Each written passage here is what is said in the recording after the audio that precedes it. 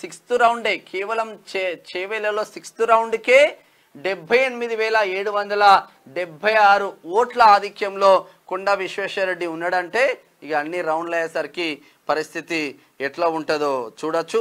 ఓవరాల్గా ఈ లెక్కలంతా అయిపోయిన తర్వాత మళ్ళీ లైవ్లో జాయిన్ అవుతాం.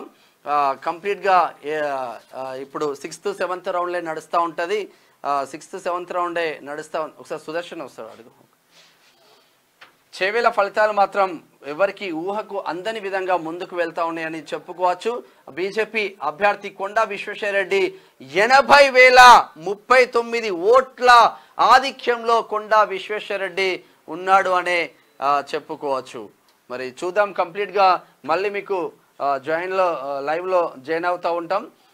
ఈ రిజల్ట్స్ వచ్చిన తర్వాత ఎవరెవరు ఎంత ఆధిక్యంలో ఉన్నారు అనేది మళ్ళీ మీకు లైవ్లో వచ్చి చెప్పే ప్రయత్నం చేద్దాం. ఇది కంప్లీట్గా ఇప్పటి వరకు ఉన్నది. మళ్ళీ లైవ్ కొనసాగుతూ ఉంటుంది. చూస్తూనే ఉండండి క్యూ న్యూస్. నేను మీ madam Shyam. Thank you. Sudarshan and రజనీతో